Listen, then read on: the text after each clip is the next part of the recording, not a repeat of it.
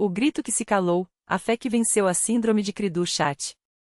Márcia segurava o papel do diagnóstico com as mãos trêmulas, como se o peso daquelas palavras pudesse esmagá-la. Síndrome de Cri-du-Chat. Atraso neuropsicomotor severo. Expectativa de vida reduzida. Dependência total. O médico havia falado com voz técnica, mas ela só ouvia o choro agudo do filho, Pedro, de apenas 8 meses, aquele som que deu nome à síndrome, o amiado de gato, um lamento que partia sua alma. O menino não sustentava a cabeça, não reagia a estímulos, e os exames mostravam malformações cardíacas e renais. Ele nunca vai andar, nunca vai falar, disseram.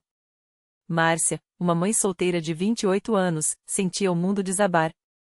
As noites eram de lágrimas e orações silenciosas a um Deus que, até então, ela só conhecia de nome. Foi numa tarde cinzenta, enquanto esperava o ônibus para mais uma consulta no hospital público, que ela viu o cartaz: Reunião de Oração, Congregação Cristã no Brasil. Todos são bem-vindos. O endereço ficava a 2 quadras dali, numa rua simples, sem luxo, apenas uma placa discreta com as letras ACCB. Algo a atraiu. Talvez fosse o cansaço, talvez a desesperança. Márcia entrou sem saber que aquele dia mudaria tudo. A primeira coisa que notou foi o silêncio reverente. Não havia banda, nem palmas, nem holofotes. Apenas irmãos e irmãs vestidos com simplicidade, as mulheres com saias longas e cabelos presos, os homens de camisa social e gravata. No centro, um ancião de cabelos brancos, o irmão Antônio, dirigia a reunião com voz serena. Vamos cantar o hino 42, disse, e todos abriram seus hinários de capa azul.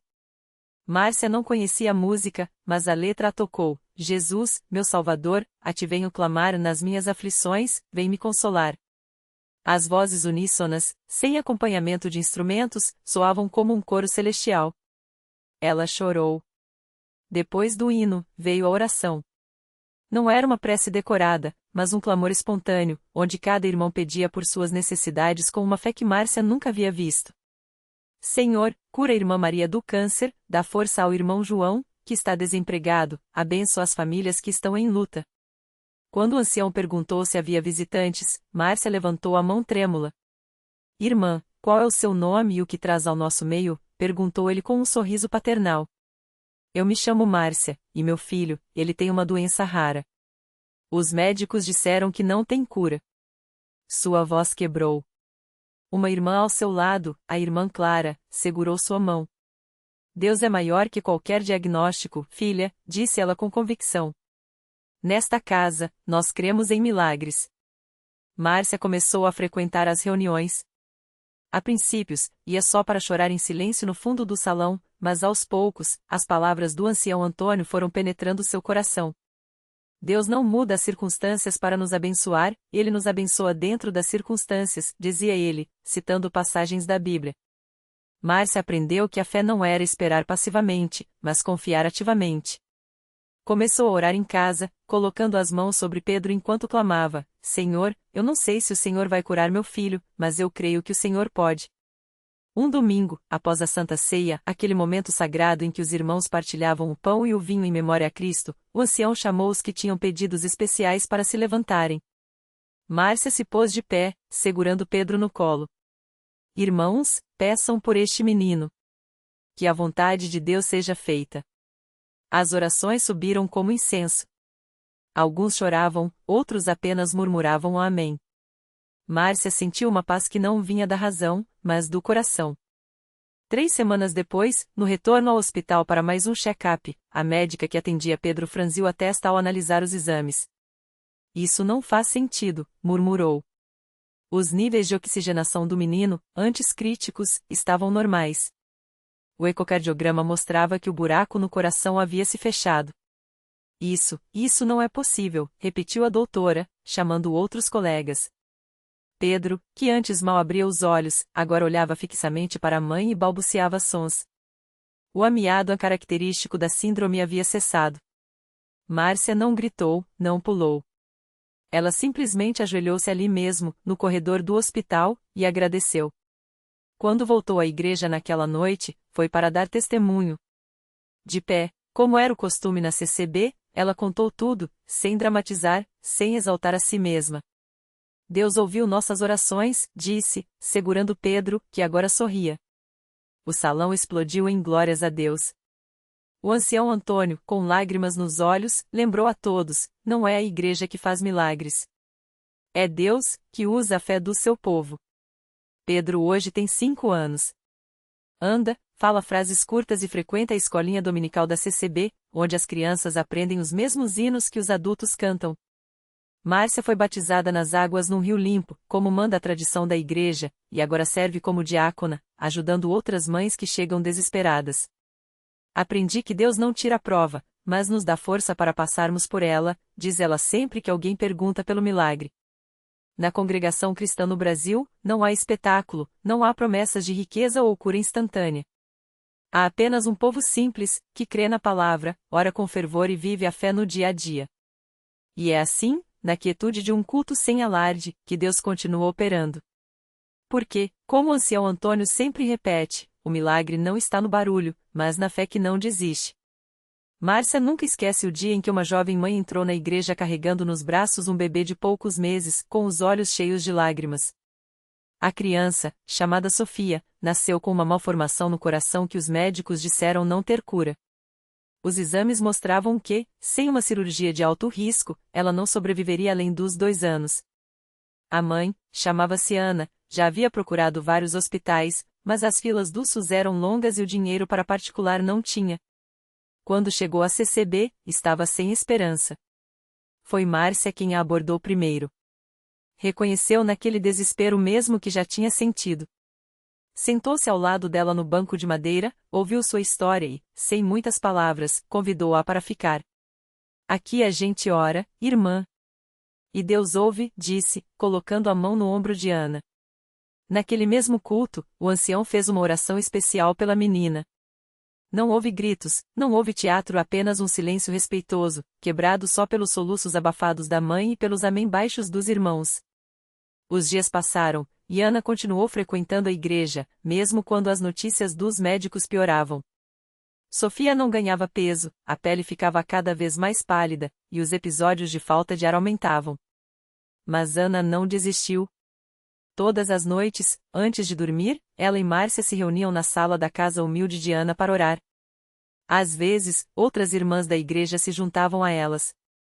Não havia fórmulas mágicas, só fé e persistência. Até que, numa manhã de domingo, durante o culto, algo aconteceu. Sofia, que sempre chorava muito por causa da dor, de repente parou. Os olhos, antes sem brilho, começaram a acompanhar as luzes que entravam pela janela. Ana notou que a respiração da filha estava mais tranquila. No dia seguinte, levou a menina ao médico para mais um check-up de rotina. O cardiologista, surpreso, pediu novos exames. E então veio a notícia que ninguém esperava: o buraco no coração de Sofia havia se fechado sozinho. Os médicos não tinham explicação. Isso não acontece, disseram. Mas tinha acontecido. Hoje, Sofia tem 3 anos. Corre pela igreja atrás das outras crianças, canta os hinos com sua vozinha fina e adora ajudar a mãe a arrumar as flores do altar. Ana, que antes mal conseguia sorrir, agora é uma das irmãs mais ativas na congregação. Eu não sei explicar como Deus fez, mas sei que foi Ele, diz ela, sempre que alguém pergunta. Aqui não tem milagre de mentira. Tem milagre de verdade, daquele que a gente não vê, mas sente no coração. E assim, como acontece há mais de 100 anos na congregação cristã no Brasil, a história de Márcia e Ana se junta a tantas outras. Histórias de pessoas comuns, que não procuram fama nem milhares de likes, mas apenas um lugar onde a fé seja simples, sincera e poderosa. Porque, no fim, os maiores milagres não estão nos palcos nem nas câmeras. Estão nos bancos de madeira, nos joelhos dobrados em oração e nas mãos que se estendem não para pedir, mas para agradecer. Na mesma igreja, alguns bancos à frente de onde Ana agora ajuda a organizar os cultos, sentava-se o senhor Antônio, um homem de 72 anos que há mais de uma década carregava um fardo invisível. Seu filho mais novo, Lucas, havia se envolvido com as drogas ainda adolescente, apesar de todas as tentativas da família, parecia cada vez mais distante. Antônio e sua esposa, Dona Maria, já tinham chorado todas as lágrimas que podiam. Rezar era a única coisa que ainda os mantinha de pé. Certa noite, depois de mais uma discussão em casa, Lucas saiu batendo a porta. Dona Maria, com as mãos trêmulas, pegou a Bíblia que ficava na cabeceira e abriu aleatoriamente. Seus olhos caíram em Salmos 34, 17. Os justos clamam, e o Senhor os ouve, e os livra de todas as suas angústias. Ela não entendeu como, mas sentiu uma paz tão forte que, pela primeira vez em anos, conseguiu dormir sem chorar. No domingo seguinte, Antônio, que nunca faltava aos cultos, chegou mais cedo que o habitual. Ao entrar, viu um jovem sentado sozinho nos fundos da igreja, com a cabeça baixa. Era Lucas. Magro, com olheiras fundas e roupas surradas, mas ali estava. Antônio quase não acreditou. O coração disparou, mas ele se controlou e sentou-se ao lado do filho sem dizer uma palavra.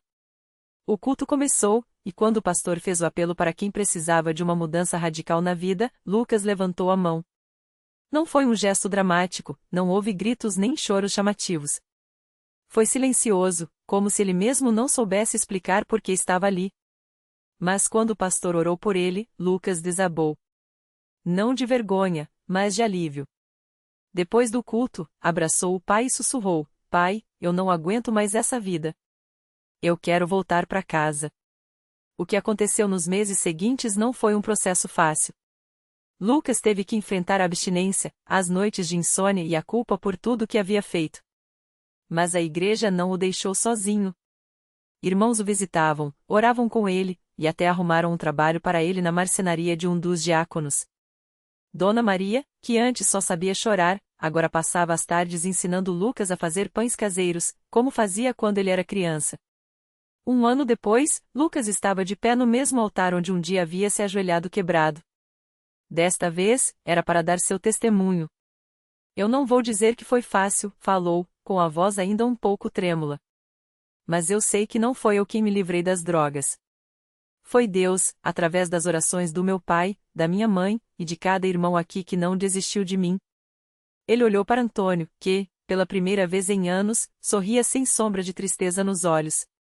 A história do Sr. Antônio e de Lucas não foi manchete de jornal nem viralizou nas redes. Mas, para quem estava ali, era mais real que qualquer notícia. Porque naqueles bancos de madeira, entre hinos cantados à capela e bíblias gastas pelo uso, Deus ainda opera. Não com fogos de artifício, mas com mudanças que só quem vive sabe o valor. E assim, como acontece todos os dias em igrejas simples espalhadas pelo Brasil, mais uma família descobriu que milagre não é só curar o corpo. Às vezes, é restaurar o que estava morto por dentro. É fazer um filho voltar para casa. É devolver a esperança quando tudo parecia perdido. E isso, ninguém tira. Nem o tempo, nem a dúvida, nem o ceticismo de quem nunca sentiu o peso de uma oração respondida. Naquela mesma noite, enquanto o Sr. Antônio apertava o filho nos braços como se temesse que fosse tudo um sonho, Lucas sentiu algo que não sentia há anos: paz. Não era apenas o alívio de estar livre das drogas ou a alegria de reencontrar a família. Era uma certeza profunda, como se uma mão invisível tivesse tirado um peso imenso de suas costas. Ele não sabia explicar, mas sabia que não era mais o mesmo. Nos dias que seguiram, a mudança foi tão visível que até os vizinhos comentavam. Lucas, que antes evitava olhar nos olhos das pessoas, agora cumprimentava a todos com um sorriso. O Sr. Antônio, que carregava anos de amargura no rosto, passou a cantarolar enquanto varria a calçada da casa. Dona Maria, que tanto chorou em silêncio, agora preparava o café da manhã com as mãos trêmulas de gratidão. Mas o maior milagre ainda estava por vir. Uma tarde, enquanto assistiam ao culto na Universal, o pastor fez um chamado: quem aqui precisa de um milagre financeiro? Quem está endividado, sem saída, levante a mão. O Sr. Antônio hesitou. Ele nunca pedia nada para si, sempre orava por Lucas. Mas dessa vez, sentiu um aperto no peito. As contas estavam atrasadas, a geladeira quase vazia, e o medo de perder a casa o perseguia há meses. Com a mão trêmula, ele levantou. O pastor orou com fé, impôs as mãos sobre ele e declarou: Deus vai abrir as portas. O que era impossível, ele vai fazer. O Sr. Antônio saiu dali com lágrimas nos olhos, mas sem entender como aquilo aconteceria. Afinal, ele era apenas um aposentado, sem nenhum recurso. 3 dias depois, enquanto arrumavam os papéis velhos no fundo do armário, encontrou um envelope amarelado. Dentro, uma caderneta de poupança que havia esquecido há mais de uma década. Com medo de esperar muito, correu até o banco. O atendente confirmou, o dinheiro estava lá, intacto, e com os juros dos anos, dava exatamente o valor que ele devia para quitar todas as dívidas e ainda sobrar para recomeçar. Quando chegou em casa, não conseguiu segurar as lágrimas. Dona Maria, ao ver o marido chorando com o extrato na mão, já sabia. Deus não esquece de ninguém, Antônio. Ele só espera a hora certa, ela sussurrou, abraçando-o forte. Lucas, que ouvia tudo da cozinha, sentiu o coração arder. Aquilo não era coincidência. Era a mesma mão que o havia libertado das drogas agora providenciando o sustento da família. Naquele momento, ele entendeu, o milagre não tinha sido só para ele. Era para todos. Era Deus mostrando que, quando uma família se une na fé, ele age de maneiras que a lógica não explica. Naquele domingo, os três voltaram à Universal juntos. Desta vez, não era só para pedir, mas para agradecer. E enquanto cantavam o hino final, o Sr. Antônio olhou para o filho e para a esposa, e soube, a história deles não tinha acabado ali.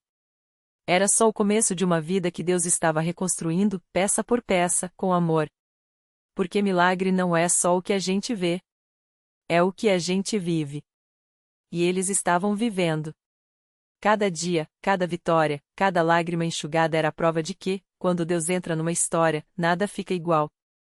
E isso, ninguém pode negar. Os meses seguintes foram como um rio que, depois de uma seca longa, volta a correr com força. O Sr. Antônio, que antes mal conseguia levantar da cama sem sentir dores nas costas, agora trabalhava como servente de pedreiro, ajudando a construir casas, algo que ele achava irônico, porque sentia que Deus também estava reconstruindo a dele. A Dona Maria, que por anos tinha se sentido sozinha na luta, agora sorria enquanto preparava o almoço ouvindo os louvores da rádio, e o Carlos, que já tinha sido conhecido como aquele menino problema do bairro, agora era visto como um jovem que ajudava os vizinhos a carregar compras e até ensinava crianças a jogar futebol nos fins de semana. Mas nem tudo foi fácil. Um dia, enquanto voltava do trabalho, Antônio passou em frente a um bar onde antes gastava todo o seu salário. O cheiro de cerveja, as risadas dos antigos companheiros, por um segundo, a memória daqueles dias o puxou como uma corrente. Ele parou, respirou fundo e tirou do bolso um pequeno papel que carregava sempre. Era o versículo que o pastor tinha lhe dado no primeiro dia que entrou na Universal. Tudo posso naquele que me fortalece, Filipenses 4:13. Antônio apertou o papel na mão, fez uma oração baixa e seguiu em frente. Naquela noite, em casa, ele contou o que tinha sentido para a família. Dona Maria abraçou ele forte e disse: "Isso não é tentação, meu amor. É Deus mostrando que você é mais forte do que pensa." E eles eram juntos. O verdadeiro teste veio quando Carlos recebeu uma proposta para voltar a traficar. Um antigo amigo apareceu com um celular novo, dinheiro na mão e aquelas palavras que já o tinham enganado antes: "É só dessa vez, irmão. Você nasceu para isso." Carlos olhou para as notas, depois para as próprias mãos, as mesmas que antes seguiam ordens do crime, agora ajudavam a mãe a lavar louça, a arrumar a casa. Ele sentiu o coração acelerar, mas então lembrou do dia em que seu pai, chorando, tinha lhe pedido perdão por não ter sido o exemplo que deveria. Lembrou da mãe orando de joelhos no chão da sala, do pastor falando que Deus tinha um plano melhor. E, sem hesitar, ele devolveu o dinheiro: "Não sou mais esse cara. Minha vida mudou." O homem riu, chamou ele de bobo, mas Carlos só sorriu. Porque ele sabia algo que o outro não sabia: a paz que sentia não tinha preço. Na igreja, as mudanças deles chamavam atenção. Muitos que os conheciam de antes não acreditavam. Como esse homem, que mal andava, agora trabalha o dia todo, como esse menino, que era o terror da rua, agora ajuda idosos a atravessar a rua? Mas os que duvidavam não tinham visto as noites em que a família se reunia para orar, não tinham ouvido as lágrimas de gratidão nos cultos, não tinham presenciado o momento em que Antônio, depois de anos, conseguiu se ajoelhar sem dor para agradecer a Deus. Até que um dia, durante um culto de ação de graças, o pastor chamou eles ao altar. "Essa família aqui é a prova de que Deus não olha para o que a gente foi, mas para o que a gente pode ser", disse, apontando para eles. Antônio, Maria e Carlos subiram, de mãos dadas. Não havia vergonha, não havia medo. Só gratidão. E quando o pastor perguntou: quem aqui acredita que Deus faz milagres? Carlos, sem pensar, levantou a mão e gritou: eu sou um. A igreja explodiu em aplausos. Alguns choravam. Outros, que estavam ali pela primeira vez, sentiram algo mexer dentro deles. Porque ali não era só uma história de 3 pessoas. Era o retrato de um Deus que não desiste, que transforma cinzas em beleza, que pega o que o mundo jogou fora e faz algo novo. Hoje, passados 2 anos, a casa deles é pequena, mas cheia de risadas. Antônio foi promovido a mestre de obras, Maria abriu uma pequena venda na garagem para ajudar nas contas, e Carlos, depois de terminar um curso de informática oferecido pela igreja, conseguiu um emprego em uma loja. Mas o mais importante não está nas coisas que eles têm, e sim no que eles são, uma família unida, que aprendeu que fé não é só acreditar que Deus pode, é confiar que Ele vai, no tempo certo.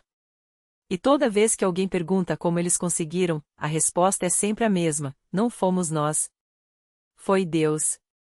E Ele pode fazer por você também. Porque milagre não é só o que a gente vê. É o que a gente vive. E eles ainda estão vivendo. Cada dia é uma nova página dessa história que Deus continua escrevendo, com amor, paciência e muita, muita fé. O milagre que não acaba. Anos depois, naquela mesma casa pequena, agora com as paredes pintadas de novo e um quintal cheio de plantas que Maria cuidava com carinho, a família se reunia à mesa como sempre. Antônio, já aposentado, contava histórias dos canteiros de obra onde ensinou jovens a construir não só casas, mas sonhos. Carlos, agora gerente da mesma loja onde começou como atendente, ajudava outros a crescer, assim como alguém um dia havia feito por ele. E Maria, com sua venda transformada em uma mercearia querida no bairro, ainda guardava um caderninho onde anotava cada obrigado que recebia, prova de que a generosidade, como a fé, multiplica o que parece pouco. O milagre em que todos perguntavam não tinha sido um só. Fora a promoção inesperada de Antônio quando as contas apertavam, o curso gratuito que apareceu justamente quando Carlos pensava em desistir, ou até a chuva que caíra na noite em que o telhado ameaçou desabar e que, por um fio, não o fez. Mas o verdadeiro milagre era a teimosia da esperança. Era Maria acordar às 5 horas para fazer pão e vender antes do sol nascer, Antônio ensinar os filhos a economizar cada moeda porque Deus ajuda, mas também nos dá mãos para trabalhar, e Carlos, à noite, estudar à luz de uma lanterna quando a energia faltava. Um dia, uma jovem mãe do bairro, com os olhos cheios de lágrimas, bateu à porta deles. Como vocês conseguem ser tão felizes com tão pouco? Perguntou, segurando um bebê no colo e uma conta de luz atrasada na mão.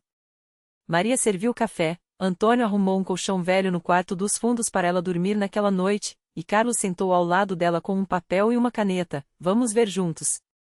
Deus não nos dá tudo de uma vez, mas Ele não nos deixa sozinhos. E foi assim que o milagre se repetiu. Reflexão final. A vida não nos promete ausência de tempestades, mas sim que haverá um porto, às vezes pequeno, às vezes improvisado, mas sempre suficiente. O milagre não está em ter tudo resolvido, mas em perceber que, mesmo no meio do caminho, já estamos sendo sustentados. Antônio, Maria e Carlos não receberam riqueza, mas descobriram que a abundância verdadeira é ter coragem para começar de novo, mãos dispostas a servir e um coração que, mesmo quando dói, escolhe acreditar. Lição de vida. Deus não costuma mudar nossa história, Ele nos ensina a escrevê-la com Ele. Os milagres não são interrupções da realidade, mas revelações de que, mesmo no comum, há graça. E a maior de todas é olhar para trás e ver que, sem perceber, já estávamos vivendo o milagre um dia de cada vez.